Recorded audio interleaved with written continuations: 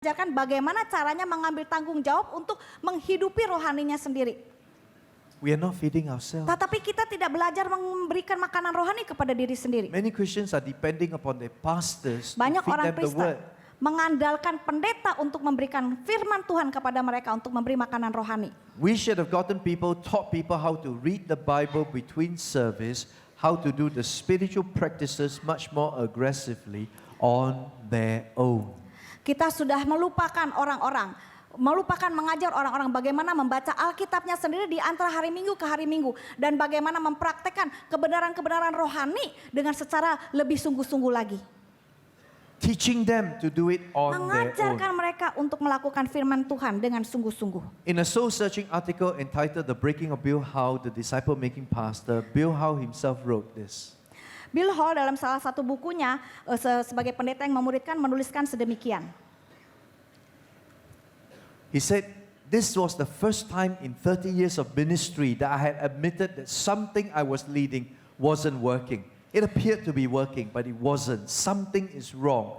It had been tormenting me for several years." Dia berkata bahwa ini pertama kalinya di dalam pelayanan dia selama 30 tahun. Dia mengakui ada sesuatu dalam kepemimpinannya yang tidak berjalan dengan baik. Kelihatannya seperti berjalan tetapi sebenarnya tidak sama sekali. Ada yang salah dan ini sudah menyiksa saya bertahun-tahun.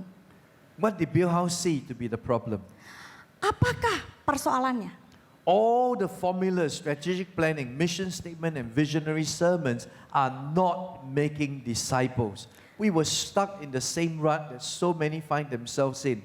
Religious activities without transformation. Beliau mengatakan segala rumus perencanaan strategis, pernyataan misi, khotbah-khotbah visioner tidak menghasilkan murid. Kita terjebak dalam kebiasaan yang sama berulang-ulang sehingga menemukan diri kita terjebak pada kegiatan agamawi yang tidak mengubahkan hidup. Transformation is so important in discipleship.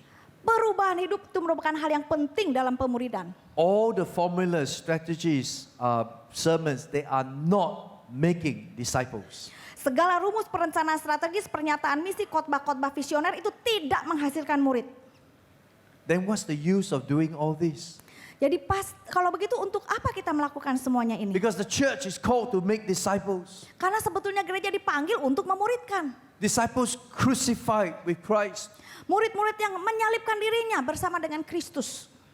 Could it be that like me, Bill Howe says, you let something important out? I felt like an ice skater gliding over the ice, and beneath the surface, I could see transformation. I just couldn't get to it. Dan dia berkata, mungkinkah Anda seperti saya, sebagai seorang pemain ski yang satu kali meluncur di atas permukaan es, sepertinya melihat pemuritan di bawah lapisan es, tetapi saya tidak berhasil menjangkaunya. That icy barrier was church infrastructure, customs, and tradition. An institutional community held together by roles and hierarchy rather than by a relational community based on relationships of trust. Dan penghalang beku itu adalah infrastruktur budaya tradisi gereja. Satu institusional komunitas yang dikendalikan bersama-sama oleh peran dan hierarki, bukan oleh sebuah hubungan komunitas yang berdasarkan tali hubungan yang saling percaya antara satu orang percaya dengan orang percaya lainnya. Sam Check, in his book Crackling the Church's Culture Code, says this: organizational culture is stronger than any other force, including vision, mission, core values, purpose statements, goals, strategic planning, and all the rest combined. Organizational culture will eat vision for lunch any day. Sam Chan di dalam bukunya memecahkan kode budaya gereja Anda, dikatakan bahwa budaya organisatoris itu begitu lebih kuatnya daripada kekuatan lain, yaitu termasuk visi, misi, nilai inti, ungkapan tujuan, sasaran, perencanaan strategis, dan kombinasi semua yang tersisa lainnya. Budaya organisatoris itu bisa menghabisi visi yang ada pada satu hari. Let me pause and say this very important thing to you. Izinkan saya mengatakan apa yang disediakan Bill Hull kepada Anda. You want to build a disciple-making church, you must change the church culture. Kalau kita mau mengubah gereja kita menuju pada gereja yang memuridkan, kita perlu mengubah budaya gereja kita. And in order to change the church culture, you must start with a few disciples. Dan untuk mengubah budaya gereja, kita bisa memulainya dengan memuridkan sekelompok kecil orang. You cannot change culture by starting with the whole church. Mengubah budaya gereja nggak bisa mulai dengan seluruh gereja. You disciple a few and let them multiply. Kita mulai memuridkan beberapa orang yang bisa memultiplikasi. And over 5 to 7 years, you find the culture of the church beginning to change. Dan di dalam 5 sampai 7 tahun kita mulai melihat budaya gereja itu mulai berubah. I just came back from London last week. Dan minggu lalu saya baru kembali dari London. And a church pastor said to me, when you told me it takes 7 years to build a disciple-making church, Ketika engkau berkata kepada saya dibutuhkan 7 tahun untuk membangun budaya gereja yang memuridkan. I thought it was a long time. Aku berpikir itu, aduh waktu yang panjang sekali. But now 9 years have passed in my church. Tetapi sebetulnya ini sudah 9 tahun berlalu dengan gereja And it saya. really take that long time to build a Dan disciple-making benar church. membutuhkan sekian banyak waktu untuk membangun budaya gereja yang You memuridkan. know why? It takes Engkau time tahu? to change the church culture. Kenapa? Karena memerlukan waktu untuk mengubah You satu start with the budaya. leadership and you disciple them. Kita mengubah mulai daripada kepemimpinan yang memuridkan.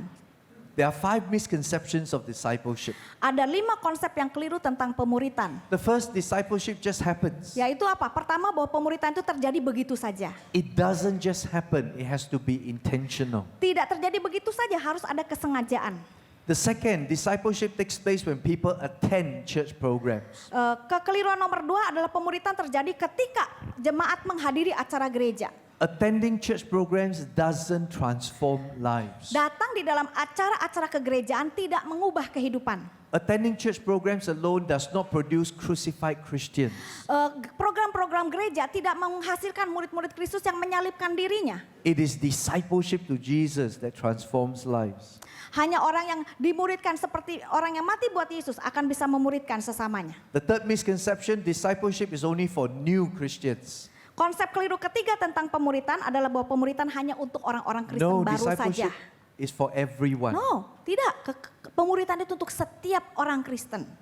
The next, discipleship is only for Kekeliruan the yang berikut spiritual elites. adalah pemuritan hanya untuk kalangan elit rohani. Oh, the spiritual commandos. Hanya untuk para komando rohani di gereja. Discipleship is not just for pastors and missionaries. Oh, pemuritan bukan cuma untuk pendeta dan misionaris. It is for every believer. Untuk setiap orang percaya. Every believer has the potential to multiply spiritually. Setiap orang percaya memiliki potensi untuk memultiplikasi kehidupan Kristus di dalam Every dirinya. believer has the potential to be a spiritual father or spiritual mother of a spiritual multitude. Setiap orang percaya memiliki potensi untuk menjadi bapa dan ibu rohani yang menularkan hidupnya pada orang lain. By just discipling disciples who will reproduce disciples who will reproduce disciples.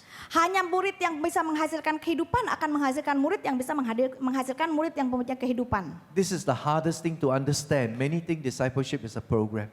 Itu yang sulit, yaitu menganggap pemuritan hanya sebagai program. Programs are necessary Program itu penting because it helps the church structure towards discipling. karena akan menolong gereja secara struktur membangun hal itu. But discipleship alone is not a program. Tetapi pemuritan itu sendiri bukan program. Why is disciple making that is so important yet so neglected? Kalau pemuritan begitu penting, mengapa justru banyak yang terabaikan? The first is the lack Yang of time. pertama, karena kurangnya waktu. Many think I don't have the time to disciple. I'm Banyak so orang busy. berkata, aduh saya sibuk gak ada waktu untuk memuridkan. We learn to make time for what is important. Kita belajar meluangkan waktu untuk sesuatu yang kita anggap penting. And then you discover your time is being multiplied, invested in lives. Dan kita tahu bahwa waktu itu diinvestasikan dan dimultiplikasi untuk hal-hal yang penting. It is the best use of your time Untuk pemuritan adalah pemakaian waktu yang terbaik.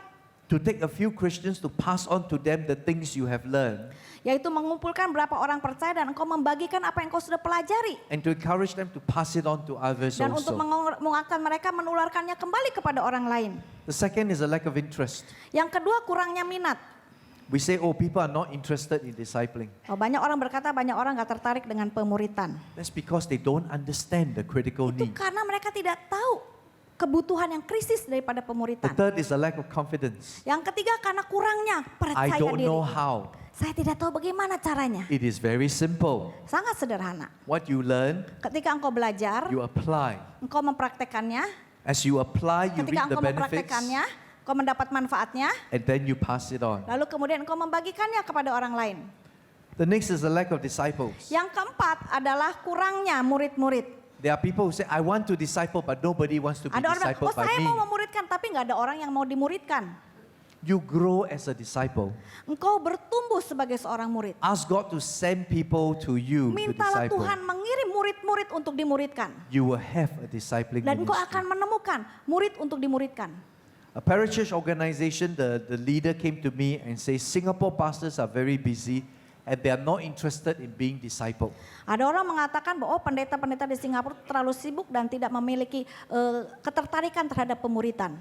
I said to this missionary, is that true that Singapore pastors are not interested to be discipled? Lalu saya tanya kepada misionari, apa betul bahwa misionari dari Singapura ini tidak mempunyai ketertarikan terhadap He pemuridan? said, yes, I talked to different pastors, they are so busy. Ya betul, saya bicara kepada pendeta yang berlain-lain dan And mereka they have semua no sibuk. hunger, no interest in being discipled. Dan mereka tidak punya kerinduan untuk dimuridkan. I opened up my office drawer on the right hand side and show him a stack of letters. Dan kemudian saya buka laci di sebelah kanan meja kantor saya dan mempertontonkan setumpuk surat. Every page is a request by a pastor or missionary or a parachurch leader wanting to be discipled.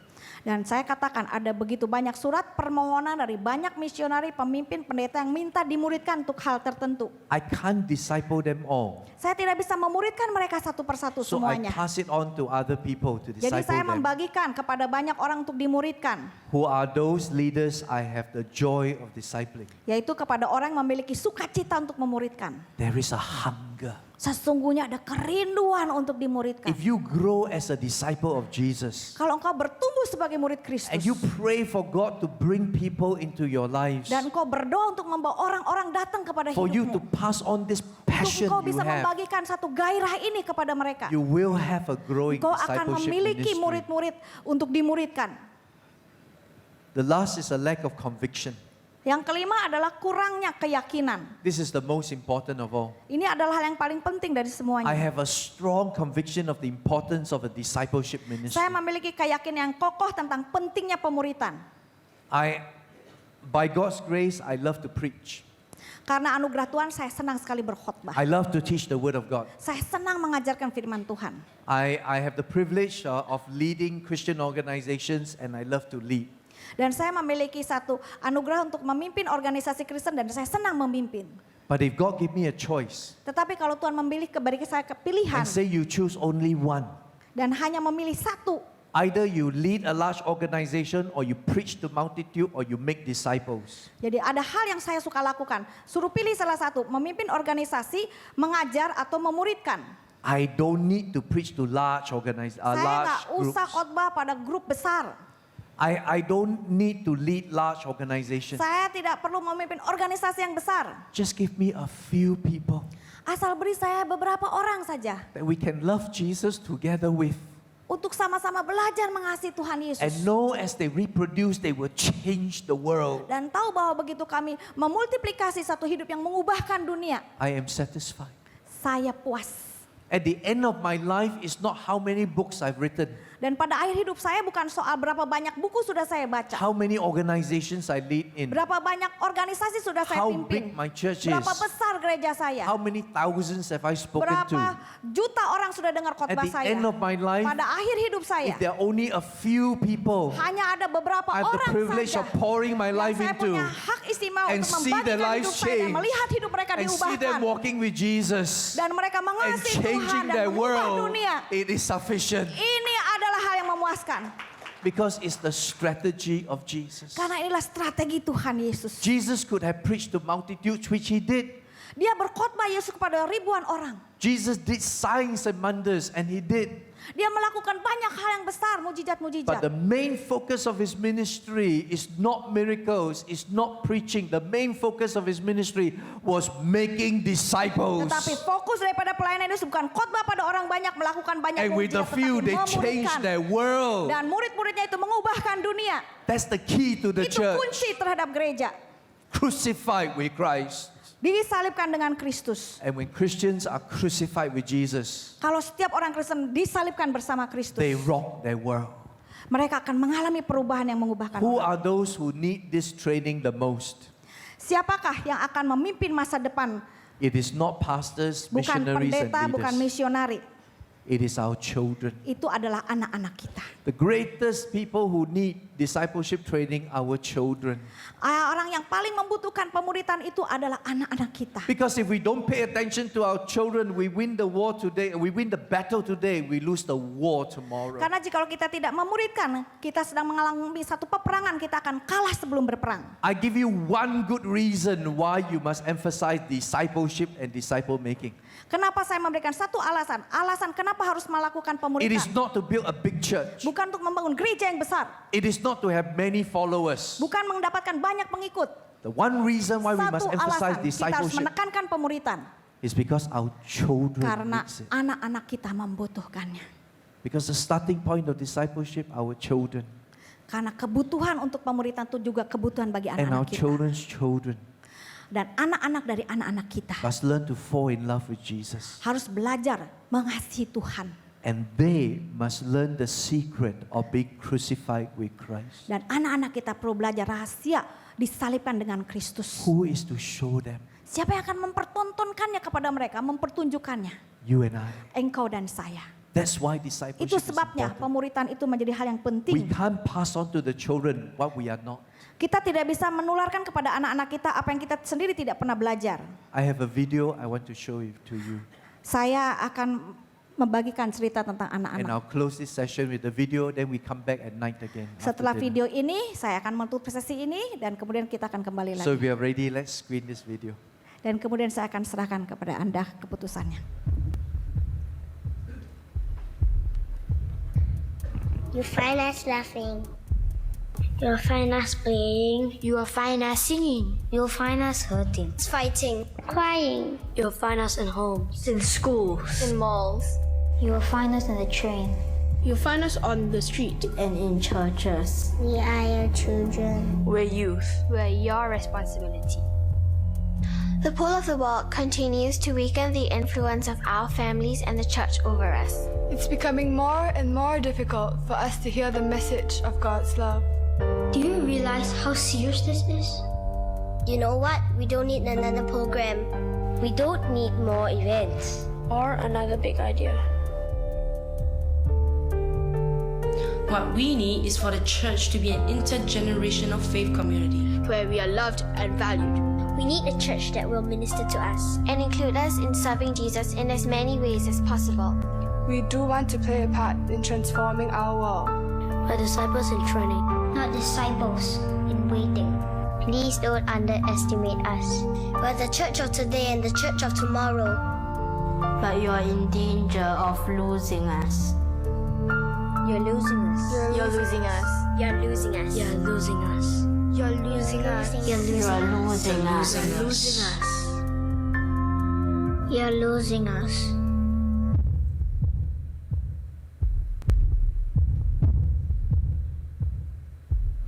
Our hope is that you will get serious about the issues bugging us as a generation. That you will help us walk with Jesus and grow deep in our personal relationship with Him. Most importantly, disciple us. Will you do whatever it takes to reach us? Will you help us lay strong foundations for the future? Will you set aside your differences and meet us where we are? Will you teach us how to live? We are within your grasp. You can help change our lives. Please take time to share Christ with us. Because in 10 years, I'll be 23. I'll be 17. I'm gonna be 15 years old. Because in 10 years, I will I'll be be 20. I'll be 21.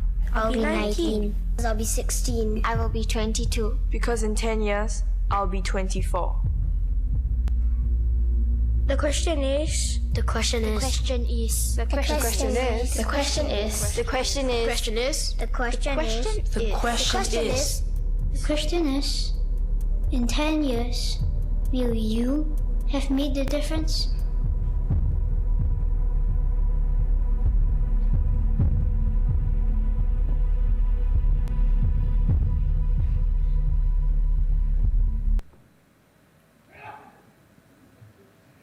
Can you hear the cry of the children?